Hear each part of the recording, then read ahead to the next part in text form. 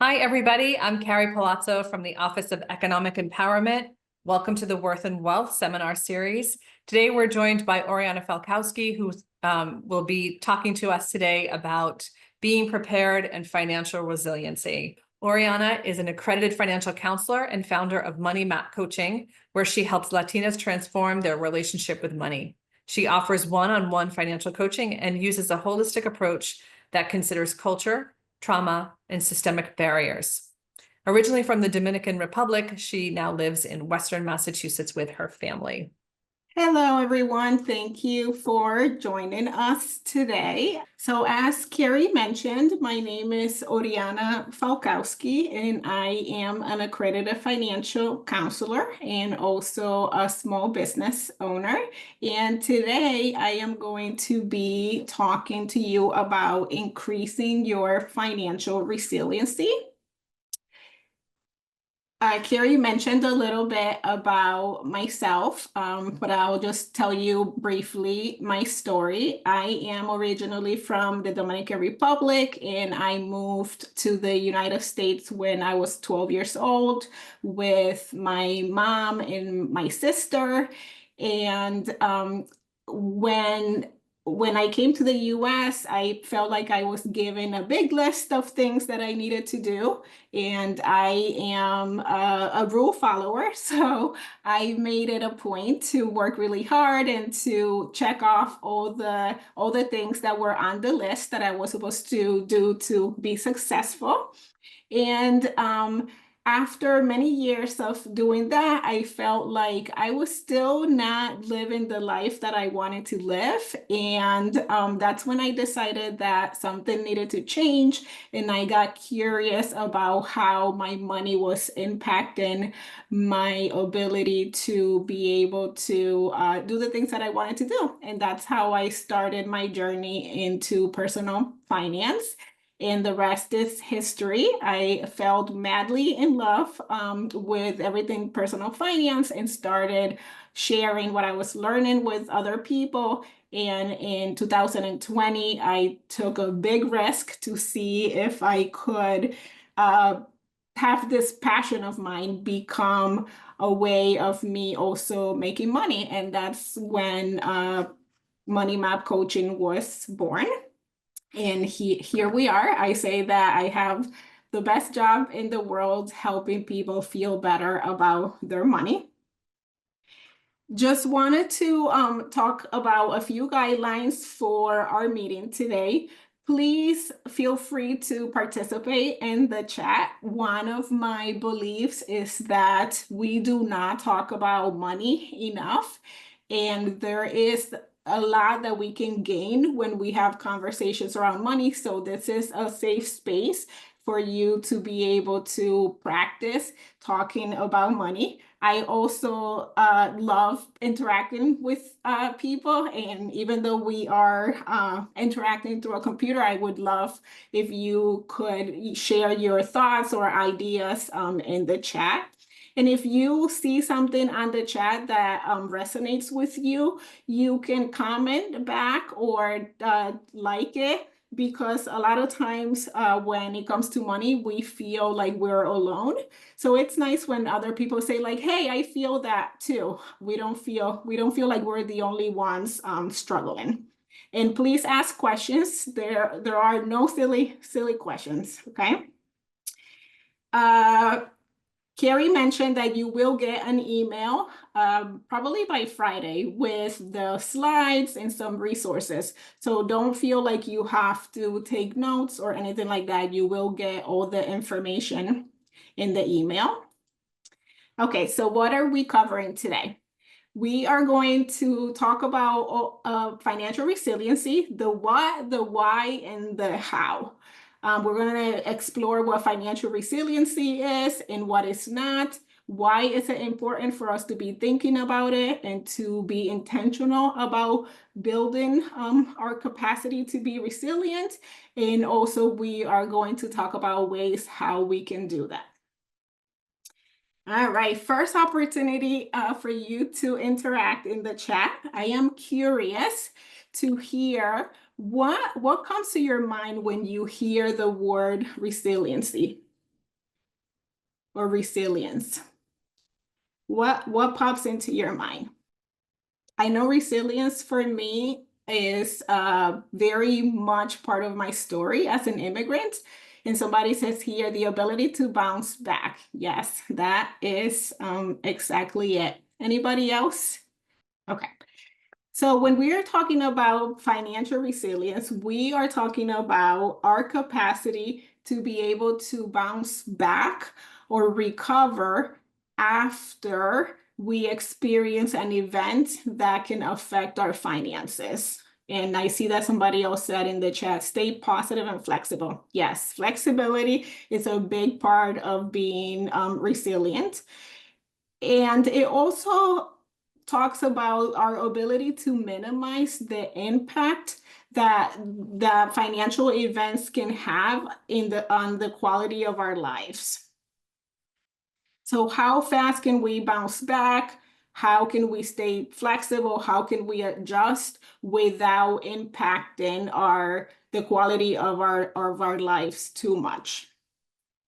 And I'm curious if you can share or maybe just think about for yourself of a time that you had the opportunity to practice being resilient. And I will share one myself. Last year, my husband had an accident. My husband is self-employed, and he had an accident that required him to have surgery on one of his tendons, and he was out of work for 3 months. So that was very much unexpected, and it was a big opportunity for everybody in the family to practice like being flexible and being resilient. I feel like a lot of us have had the opportunity to practice that this year, with a lot of things feeling like they have like gone up in prices. So we've had to adjust and figure out how to cover those expenses that we were not planning on. Okay, but somebody's sharing about their mom being in hospice and they had to go on FMLA, which was a lot less money than regular wages. That is definitely a huge opportunity to have to like adjust and figure out changes that you have to make to continue living, right? Okay, so we have talked about what financial resiliency is, but let's talk about a little bit what it's not. So when you're financially resilient, it doesn't mean that you're not going to stop experiencing financial difficulties or events that can be stressful. It doesn't mean that you're not going to be stressed about them and uncomfortable. And also, it's really important to know that being financially resilient, it's not a character trait. It's not something that we're born with. It's not something that we either have or we don't. It's definitely something that we can develop by being very intentional and practicing some of the things that we're going to talk about today.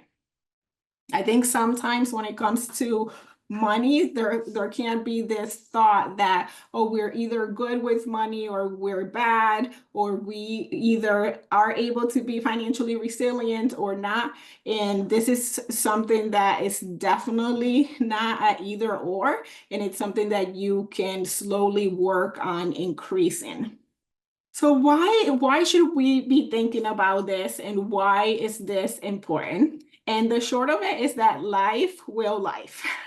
Life will happen and things will come up that you are not expecting that are going to require you to be flexible, to adapt. And the more that we increase our ability to be able to do that, the more that our quality of life is going to be affected in a positive way. So our sense of security is going to be higher. We are going to experience lower stress levels, and the most important thing is that when you do some of this work ahead of time and something does happen, then you are able to be present with whatever event. A lot of these events are, very stressful. It could be somebody is, sick, or somebody had an accident, and that comes with a lot of emotional stress.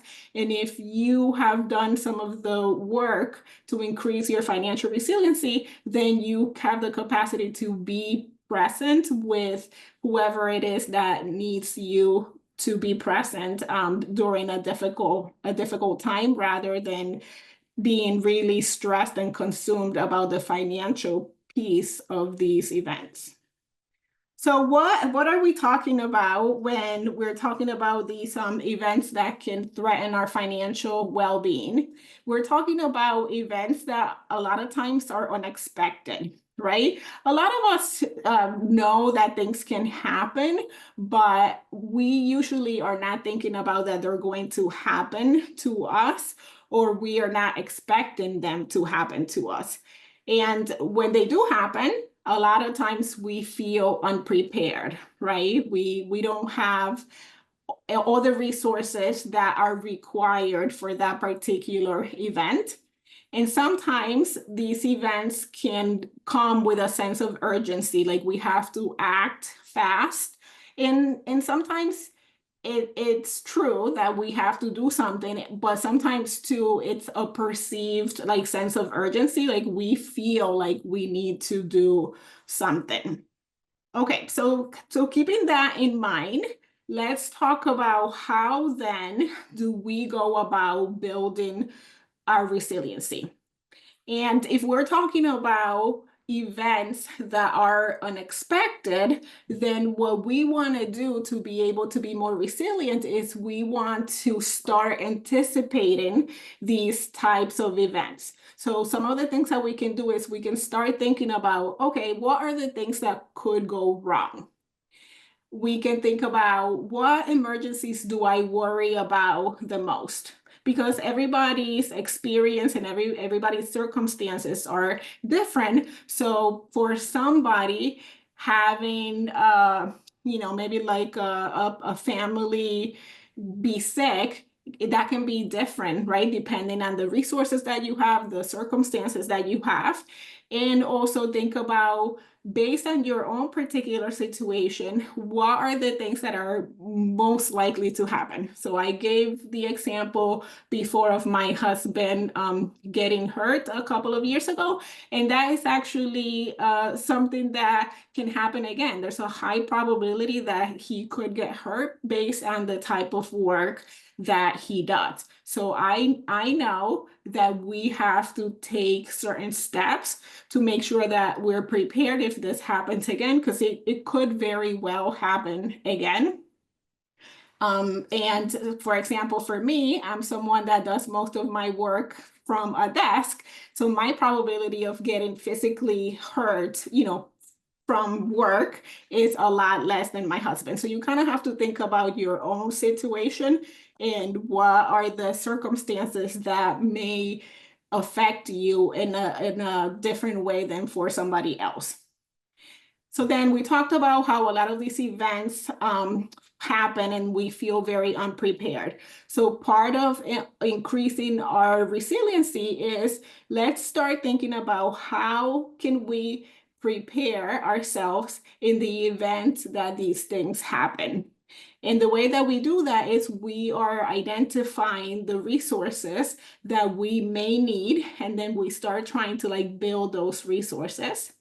And we can make a plan, and the goal is to minimize the impact. Again, it's not that you're not going to be stressed out. It's not that you're going to be happy if something happens, but you are going to be maybe less stressed because you did some of the work preparing ahead of time.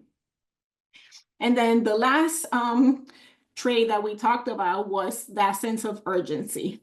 And if there's anything that we can do with money in general that we can plan ahead, that is usually going to be a lot less stressful. So if we can buy ourselves time in order to be able to take make choices that are like based on a plan or a very rational way of thinking, that's always going to be beneficial.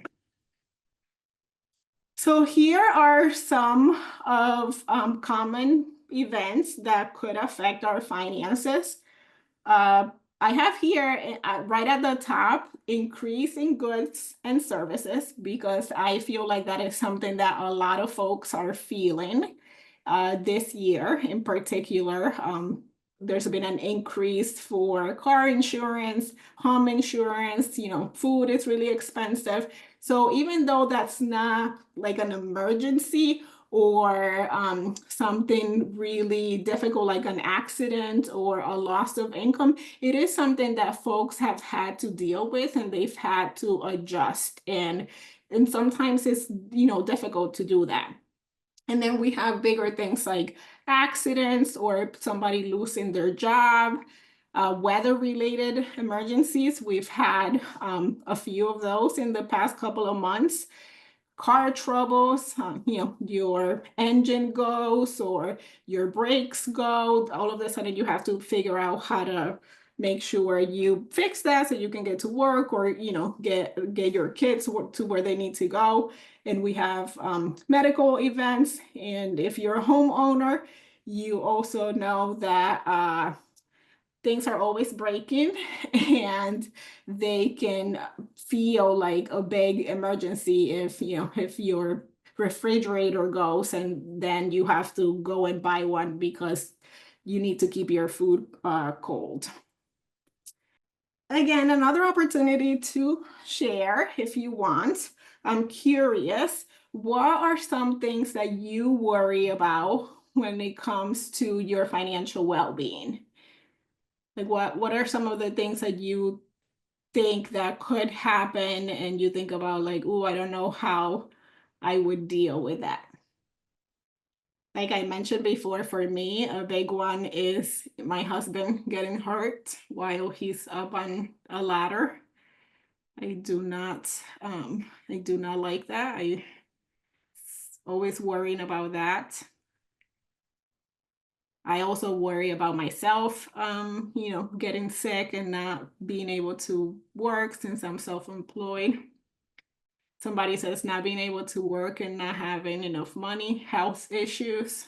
Yeah, health issues is it's a big one. And I actually have had quite a few people in my network have to deal with being sick themselves or having a partner being sick, which then it means that you have to take care of them and it changes the whole dynamic. Car issues with old cars. Yes, I feel that one.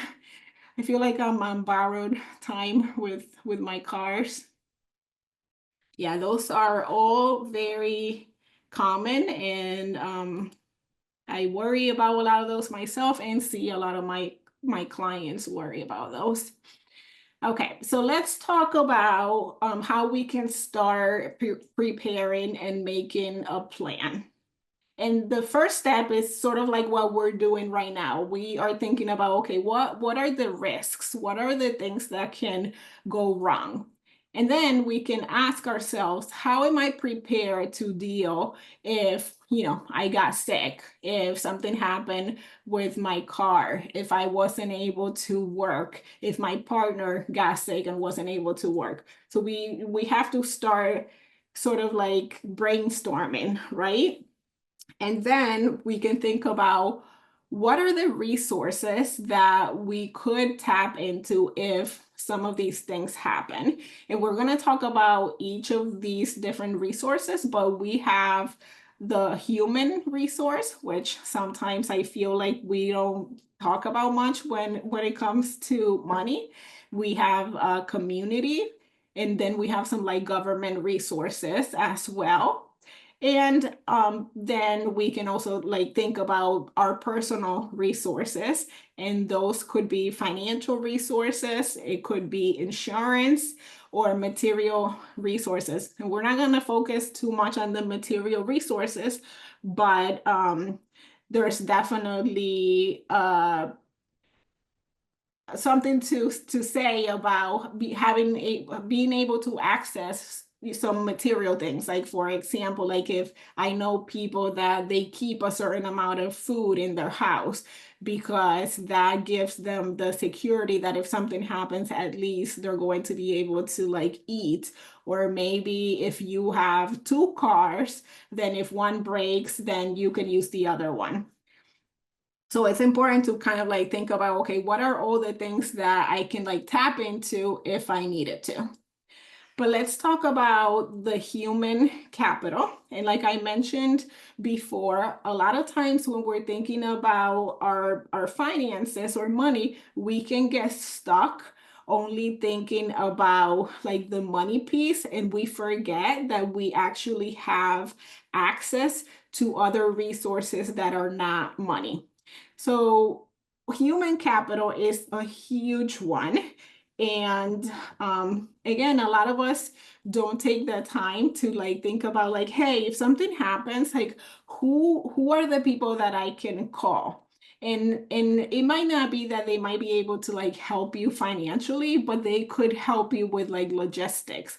So they could step in and offer like transportation, for example. Let's say that you're a caregiver to a few different people, and you if you have to care for someone, maybe they can like help out and get your kids to where they want to be, or they can offer emotional support. They can do things like take care of your house or your pets. Maybe they're cooking meals for you. So I think that it's really important that we sort of like think about those things, because human capital can sometimes be more useful than actually like money itself, because sometimes there's no replacement for having someone that cares about you support you in a hard time. And then kind of like getting a little bit bigger, but we're still thinking about people, right? We have community, and we have community resources that we can tap into. There's like community centers that offer different resources, food pantries. Sometimes if you belong to a church or another organization, the people within that organization can offer support. And then things like repair clinics, where if something breaks, you can sort of like bring it in, and people that have that skill can fix it for you, and you don't have to exchange money. And even like no buy groups. I know I'm part of a no buy group on Facebook, and sometimes I see people posting on there like, hey, I am in need of whatever. And it's amazing how many people, if they have whatever that person's looking for, they offer it. I've seen people get furniture for foster kids. I've seen people get a lot of stuff for like new babies, just lots of different things. And sometimes we might forget about that possibility. And then, of course, as we get bigger, so, first we started with the individual, then a little bit bigger with the community, and then a lot bigger with like government resources. So there's a lot of help that sometimes folks can tap into when it comes to like maybe food, food stamps or WIC for parents that have little ones. But there's also help with like utilities, or even I know there's some help with like internet and cell phone and things like that.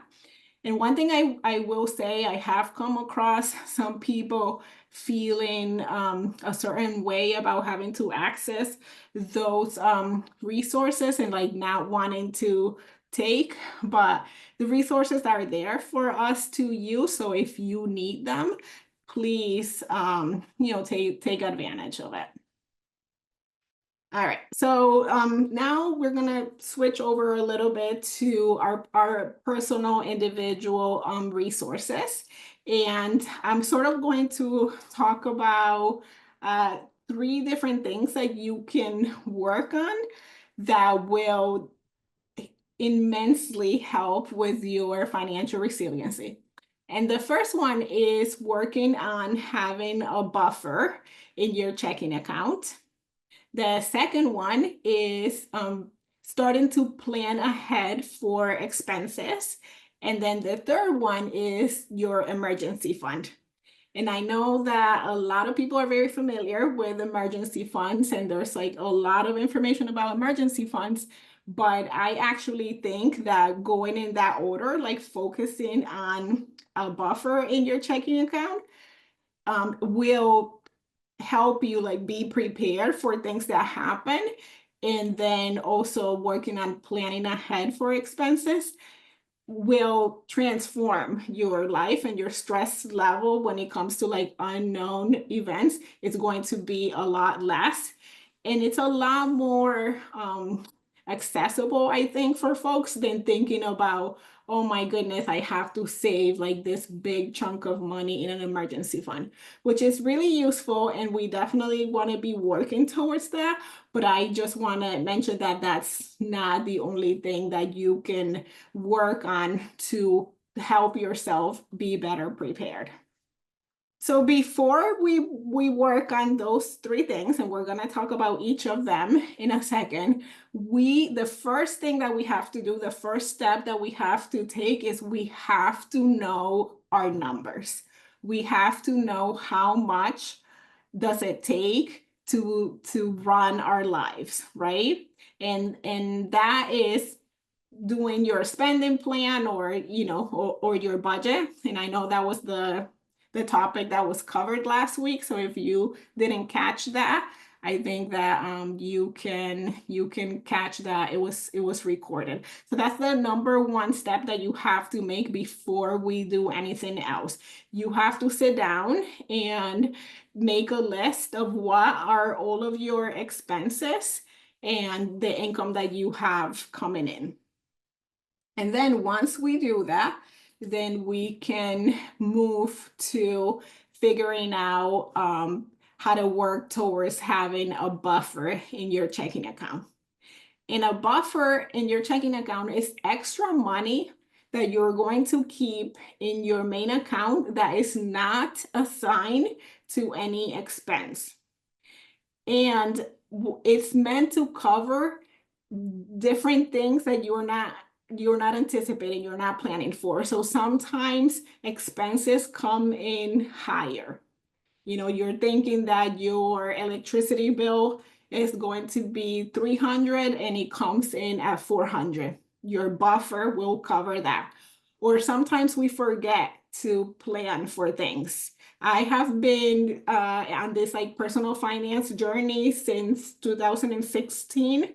And I still get surprised by different things that come up that I'm like, oh, I wasn't thinking about that. Especially when you have kids, it's very easy to, every week there's something different that I wasn't expecting. So your buffer will cover that. If there's a surprise expense, maybe you're driving and you drive over a nail and your tire pops, you're probably not planning for that. So your buffer can take care of that. And also, if you have a delay in getting funds, this is like very true sometimes for people that are self-employed. Your income can fluctuate, and a lot of times you're waiting for people to pay you. If you have a buffer in your account, then you can take care of what you need to take care of while you're waiting for that money to come in. And the main purpose of this money, this chunk of money, is to provide you with peace of mind. So you know that things are going to come up, you're going to forget to plan for something. Maybe somebody's going to be late paying you, but you know that you have a little bit of money that you're going to be able to access when those things happen. And the amount of money is going to largely depend on your particular situation. But a lot of times I like to say, if you can work to like stay like one paycheck ahead, that makes a big difference. But you got to start where you are. If right now you're living like paycheck to paycheck, that's okay. Maybe we work towards having a little buffer of $100, and then we increase it to like 200, and then to 500. So it can vary depending on your own particular situation. So that's going to be number one. Number one, we're going to work towards building a checking account buffer. Then number two is we want to start working on what I call sinking funds. And sinking funds are savings that are meant to be spent. I know a lot of times we think of savings as something that you're not going to touch, but these are not it. These are savings that you are going to be spending in the future, right? And so this particular fund is going to cover what I call your irregular expenses. So your irregular expenses are expenses that happen consistently, but they don't happen every month. They happen once a year or twice a year. So a lot of times it's very easy for folks to forget about them, right? Out of sight, out of mind. And a lot of times these particular expenses can feel like an emergency. So these are things like the holidays that are coming. The holidays happen every year around the same time. We all know that they're happening, but we don't plan ahead for those expenses. And then when it happens, it feels like you're not prepared, right? It feels unexpected. And the way that we're going to deal with these expenses is we're going to determine how much we need for the year. So let's just take the holidays. Let's just say that you want to spend $1,200 for your holiday expenses. So we're going to take $1,200 and we're going to divide that by 12 because there's 12 months out of the year, and that will give us $100. So we are going to work towards putting $100 every month towards our holiday sinking fund. So it's going to sit there all year. So it's going to be savings, but that comes the holidays next year, you're going to have that money there and you're going to spend it. And that way you don't have to rely on credit cards or maybe like have to make a big change in your budget because you already know that you have that money sitting there. And this is a list of irregular expenses that are very easy for folks to forget. And there are things like big like personal care things, like sometimes folks that like do their hair, and especially if you're doing like dyeing your hair and things like that, it can be a big expense. Sometimes clothing, especially if you have kids around back to school, you have to sort of spend a lot of money. It can feel like, oh my gosh, I wasn't really prepared for that. We have gifts, special occasions, vacations are a big one. And then things like maintenance and repair for your home, your car, health-related expenses, pets are a big one. Those like yearly checkups at the vet are expensive.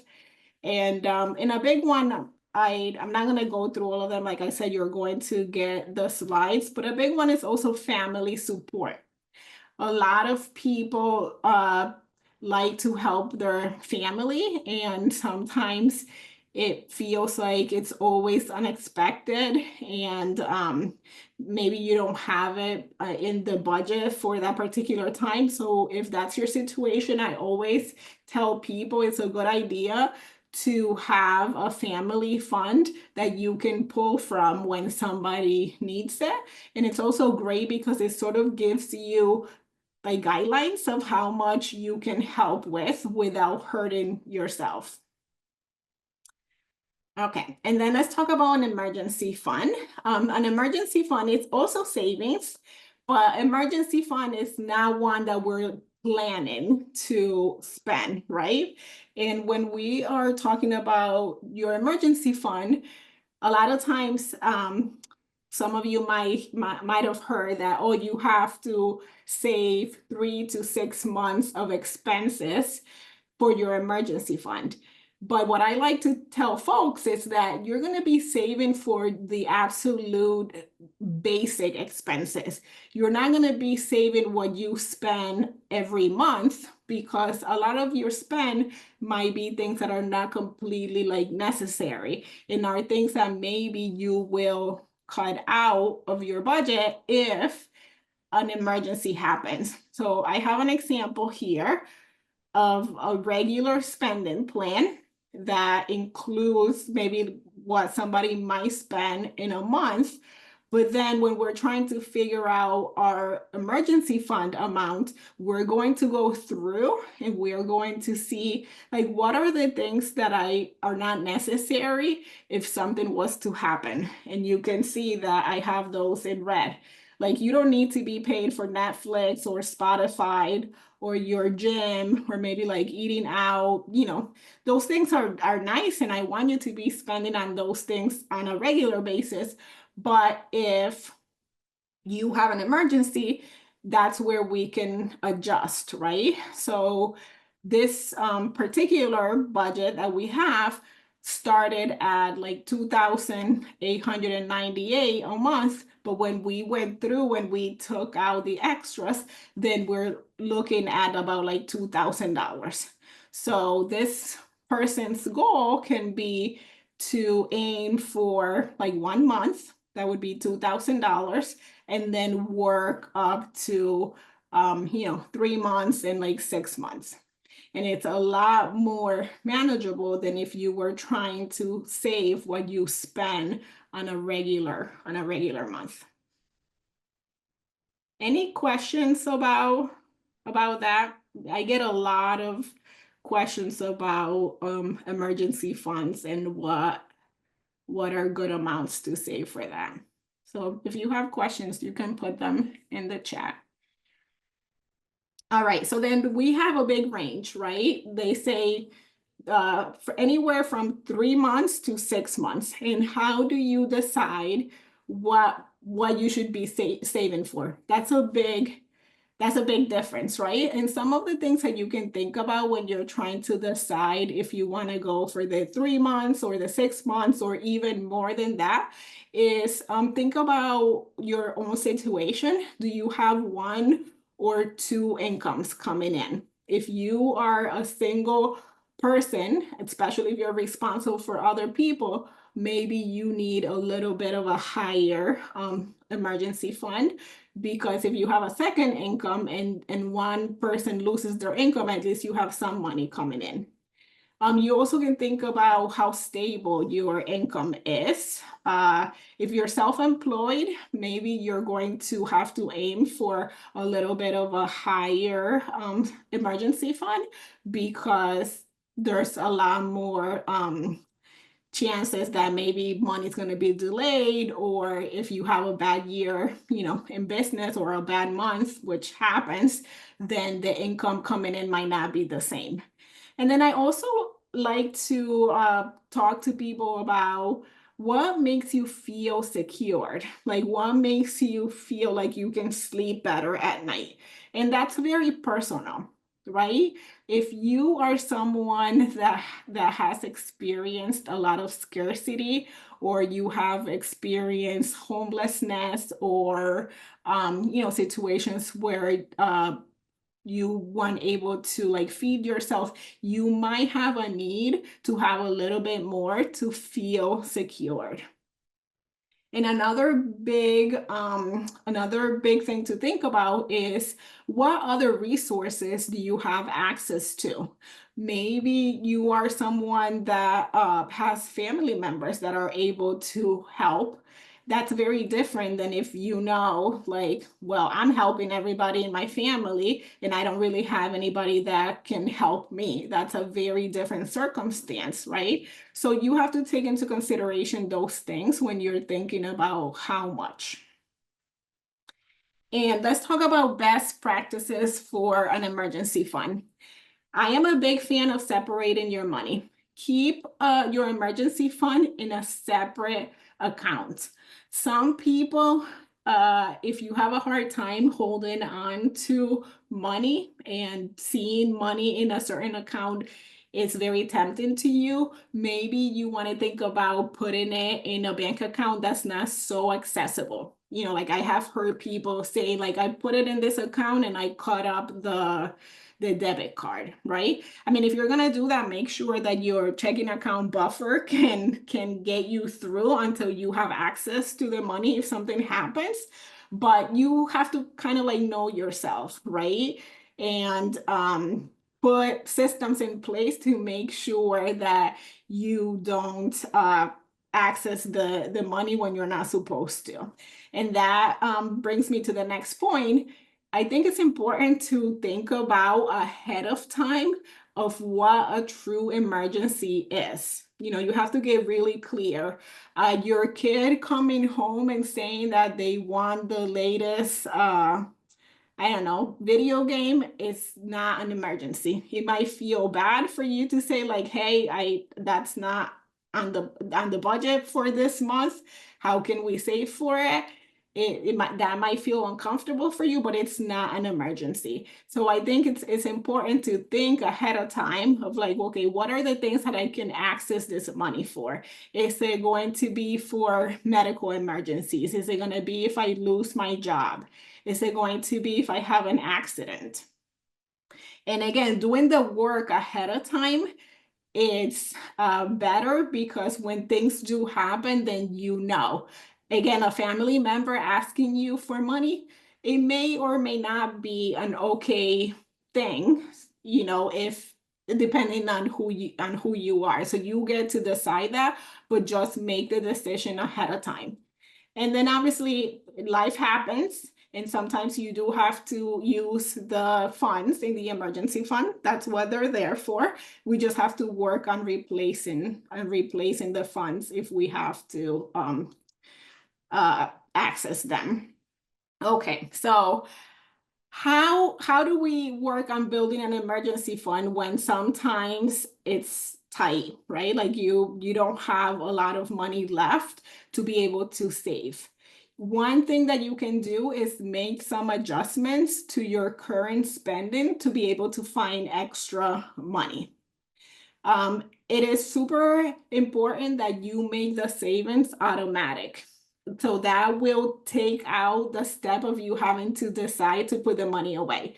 So I know some people, they set it up so that when they get paid, a certain amount of money goes to their checking account, and then they have a certain amount go to a savings account for an emergency fund. And that way it happens automatically and you don't have to think about it. And then one other thing that you can do is take advantage of windfalls. So if you get a gift that is monetary, you can use that. Or another one that some people can access is tax season. If you are getting a refund, that is like a great way for you to use that money. And again, make the decision ahead of time. We do a lot better when we decide, oh, once I get my taxes, I'm going to put, you know, I don't know, $1,000, $2,000 away, and then I will do something fun with 500. If you make that choice ahead of time, then it's easier when you get the money to actually do the thing that you said you were going to do, rather than like having the money in your hands and then have to decide, ooh, now I have to like put this money away. And one reminder, especially if you're working on making adjustments, is to remember that these changes or these adjustments that you have to make are not forever. Once you have your buffer or once you have your emergency fund, you don't have to work on that goal again.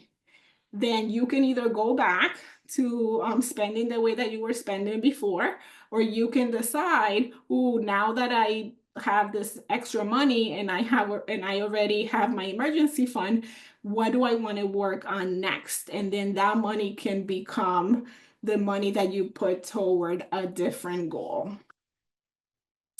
And I made a checklist with lots of ideas of how you can find extra money in your spending already, or actually like get extra money. And a lot of these ideas are things that I have personally done, or I have had clients done, or I hear other people. I am in a bunch of groups on Facebook for personal finance, and people are always, sharing ideas that they've done. And a lot of these are ideas that, like I said, I have personal experience with, or other people. And there are things like, it goes from kind of like easy to more, it requires more work. But doing something like a subscription edit, where you go through and see what things you're paying for on a regular basis, and you can pause them for a little bit, and for 6 months, or however long it takes you, and then you can go back to them. It's things like negotiating prices on services. Internet and cable and phones are a big one, where people can save a lot of money. You can do like eat from the pantry challenge, and then the money that would have gone towards groceries can go towards that buffer. And again, once you have that buffer, it's going to give you so much like peace of mind that it will be like worth the effort. If you have any ideas of like creative ways that you have made extra money before and you want to share them, you can put them in the chat. I have shared this before, but during the pandemic, my husband sold a bunch of old stuff on eBay, and I was like surprised about the things that people were willing to pay for. So if you have old things, if you have toys from your childhood, it might be worth money. And I have been really, really surprised to see what sells and for how much. Yep, selling stuff on Facebook Marketplace. Yep, we've done that. eBay, Mercari, Poshmark. If you have clothes in your closet that you're no longer wearing, sometimes you can make a little bit of extra money. So I want to talk about planning ahead and saving when you're in debt. A lot of folks that I see feel a lot of stress when they're carrying debt, and a lot of time they want to be done with the debt as soon as possible. So if they are able to make any extra money, they send all the money towards debt. And that is actually the number one mistake that I see people make, because you need to work on having that buffer and planning ahead for those irregular expenses that we talked about, so that you don't have to rely on debt again. This is a huge thing that I see people struggle with, because they feel like, oh, I have this money in my bank account and I know that I'm paying interest. And that is 100% true. And also, being able to have money in your bank account is the thing that is going to keep you from having to rely on debt again.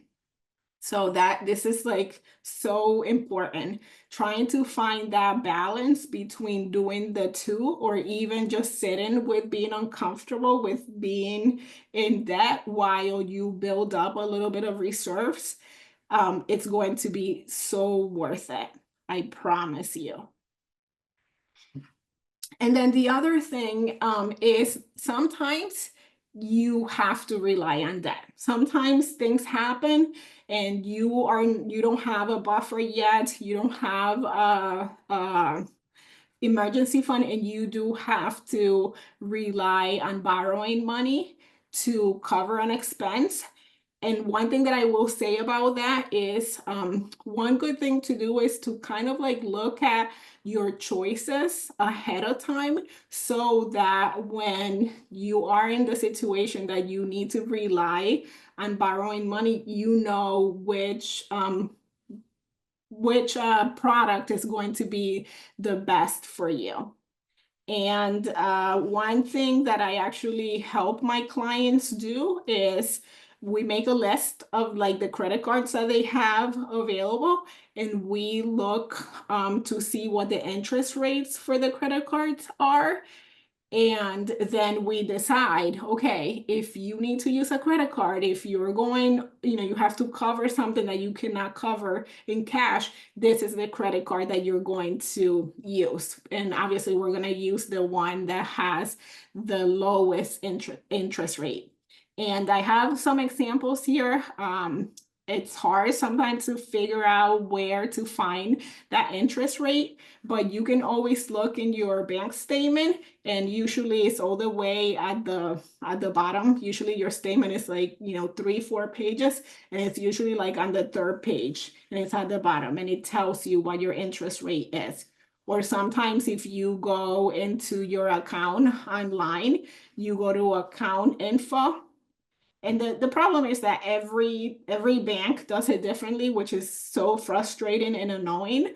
But it's so important for you to know how much it's costing you to borrow money. And even if you have to like make a phone call and ask them, just do that, because sometimes it is like tricky to find it. And I'm not going to spend too much time. We're getting to the end of our time, so I'm not going to spend too much time on insurance. But the goal of insurance is to make these like big financial events more manageable, right? So then there is a cost. You pay a premium per month. And then there's usually also a deductible, which is the amount that you have to pay if something does happen before the insurance covers any of the losses. And it's like really important, especially around this time. A lot of people that are employed, that have like W-2 employment, it's around this time, a lot of people have access to being able to pick their different benefits with their employer. So it's important that if you do have access to these benefits through your employer, that you take advantage of it. And we're talking about things like, medical insurance and short-term disability insurance if you get sick and cannot work, or even like long-term. These are things that will cover those times when you are not able to work because of a accident, or if you get sick. And there's other types of insurance that sometimes come in handy. Pet insurance, I know, has come a long way. You do have to understand what is, being covered, and kind of like think about the cost versus what it's going to cover. But travel insurance with all the weather related things, canceling trips and things like that, sometimes you might want to protect yourself in that way. And just, a few reminders, it's a good idea to review your policies every year. And I'm a big fan of also like shopping your rates every year. I have heard a lot of people talk about home insurance going through the roof and car insurance. So sometimes taking time to get a few quotes, it's helpful. I actually just saved a bunch of money by going to with a different company, which I didn't want to do, but had to be done because it was super expensive. I think my car insurance went up like $1,000 or something. So I had to do some research and find a different insurance provider.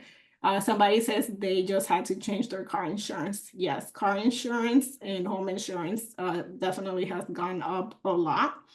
And just as a reminder, start your plan when the events happen. Like, go back to your plan, think about who can help, what are your resources that you have available to you. It is important to kind of like keep all your documents, your insurance documents, in one place so that when something does happen, you know where to go easily.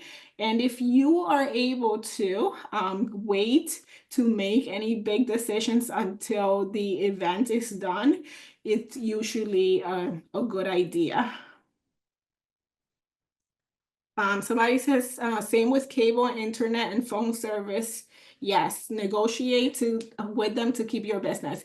100% true. I call Comcast every 2 years to ask for a new rate because they always, hike up the rate, and all you have to do is, call and ask, and they do it. Why do they make you call?